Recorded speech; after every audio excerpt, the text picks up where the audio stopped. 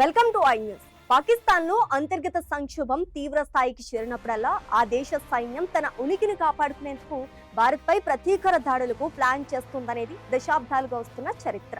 ప్రస్తుతం బలూచిస్తాన్ తిరుగుబాటు, టీటీపీ దాడులు, తీవ్ర ఆర్థిక సంక్షోభం, ఆక్రమిత కాశ్మీర్లో వెల్లువెత్తుతున్న ప్రజాందోళనతో పాక్ మిలిటరీ తీవ్ర ఒత్తిడిలో ఉంది. ఈ అంతర్గత ఫెయిల్యూర్స్ నుండి ప్రజల దృష్టిని మళ్లించేందుకు పాకిస్తాన్ ఆర్మీ భారత్ పై మరోసారి పెను ఉగ్ర కుట్రకు లేదా పరిమిత యుద్ధానికి తెరతీసి ప్రమాదం ఉందని రక్షణ రంగ విశ్లేషకులు హెచ్చరిస్తున్నారు. పాకిస్తాన్ సైనిక వ్యూహాలు, వారి ఐడియాలజికల్ డాక్ట్రిన్ వెనుక ఉన్న ప్రమాదకరమైన కోణాలు ఏంటో ఈ స్పెషల్ స్టోరీలో ఇప్పుడు చూద్దాం.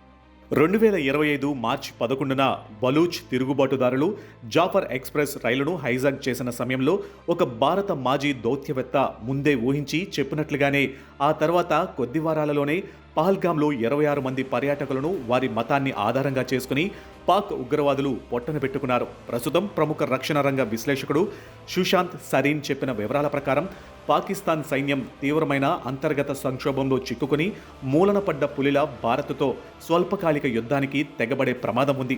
ప్రస్తుతం బలూచిస్తాన్లో తిరుగుబాటు మరింత వేగవంతమైంది. అటు తాలిబాన్ కూడా పాకిస్తాన్కు ముల్లులా మారింది. రావల్పిండి మిలిటరీ ఒకప్పుడు పెంచి పోషించిన ఉగ్రవాద సంస్థలే ఇప్పుడు పాక్ ఆర్మీపై రివర్స్ దాడి చేస్తున్నాయి. చరిత్రను ఒక్కసారి తిరిగేస్తే పాకిస్తాన్ సైన్యానికి ఇంట్లో తీవ్రమైన సమస్యలు ఎదురైన ప్రతిసారి భారత్పై ఉగ్రదాడి చేయడం లేదా సరిహద్దుల్లో ఉద్రిక్తతలు పెంచడం అలవాటుగా మారింది.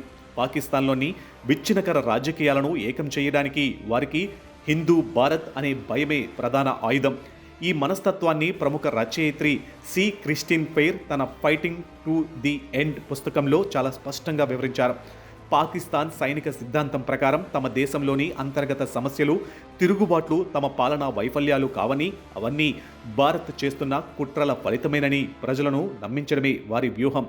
చివరకు 1971 యుద్ధంలో 93,000 మంది పాకిస్తాన్ సైనికులు భారత ఆర్మీకి లొంగిపోయి బంగ్లాదేశ్ ఏర్పడినప్పటికీ పాక్ మిలిటరీ తమ తప్పులను ఒప్పుకోలేదు. అప్పటి లెఫ్టినెంట్ జనరల్ నియాజీ నుండి హమూదుర్ రెహమాన్ కమిషన్ వరకు ప్రతి ఒక్కరూ తూర్పు పాకిస్తాన్లోని హిందూ జనాభాను, భారత్ ప్రభావాన్ని నిందించారు తప్ప తమ మిలిటరీ అక్రమాలను, రాజకీయ విఫలాలను అంగీకరించలేదు. తమ సొంత తప్పులను బాహ్య శత్రువుపైకి నెట్టివేయడం పాకిస్తాన్కు ఒక వ్యవస్థాగత అలవాటుగా మారిపోయింది. పాకిస్తాన్ ఆర్మీ తమను తాము కేవలం సరిహద్దులను కాపాడే సైన్యంగా కాకుండా ఇస్లాం కోటను కాపాడే అల్లా సైన్యంగా ప్రొజెక్ట్ చేసుకుంటుంది. 1994 పాక్ ఆర్మీ గ్రీన్ బుక్లో బ్రిగేడియర్ సైఫీ అహ్మద్ నఖ్వీ రాసినట్లుగా పాక్ సైనికుడికి అతిపెద్ద ప్రేరణ ఇస్లాం కోసం పోరాడటమే.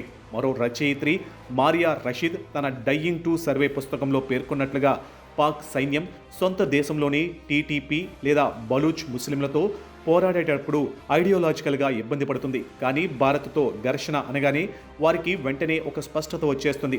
తమ పాలనా వైఫల్యాలను మత సమరంగా, సైనిక ఓటములను ఇస్లాం రక్షణగా రంగుపూసి ప్రజలను నమ్మిస్తారు. దీనికి తోడు తమ ప్రచారాన్ని తామే గుడ్డిగా నమ్మడం పాకిస్తాన్ మిలిటరీకి ఉన్న మరో బలహీనత. ఆపరేషన్ సింధూర్ సమయంలో భారత దళాలు తీవ్రం నష్టం కలిగించినప్పటికీ పాకిస్తాన్ మాత్రం తమకు దక్కిన విజయంగా గొప్పలు చెప్పుకుంది. ఇటీవల అమెరికాతో మళ్లీ పునరుద్ధరించబడిన సంబంధాలు, చైనా మద్దతు, ఇరాన్ యుద్ధం వల్ల ఏర్పడిన భౌగోళిక, రాజకీయ ప్రాధాన్యత తమకు అండగా ఉంటాయని, భారత్ ప్రతిదాడి చేయకుండా ఈ శక్తులు అడ్డుకుంటాయని పాక్ అంచనా వేస్తుంది. పాకిస్తాన్ సైన్యం ఎంతటి వినాశకరమైన నిర్ణయాలైనా ఎందుకు తీసుకుంటుందో క్రిస్టిన్ ఫెయిర్ మాటల్లో చెప్పాలంటే పాక్ సైనిక జనరళ్లను గెలవకపోవటం ఓటమి కాదు, కానీ భారత ఆధిపత్యాన్ని అంగీకరించి మిన్నుకుండిపోవడమే అసలైన ఓటమి. అందుకే ఎంతటి ప్రమాదకరమైన రిస్క్ అయినా సరే తీసుకోవడానికి వారు వెనకాడరు. ఈ నేపథ్యంలో భారత్ అత్యంత అప్రమత్తంగా ఉండాల్సిన అవసరం ఉంది. అమర్నాథ్ యాత్ర జరుగుతున్న వేళ నిఘా వర్గాల సమన్వయం, సరిహద్దు భద్రత, తక్షణ ప్రతిదాడి సామర్థ్యాలు గరిష్ట స్థాయిలో ఉండాలి.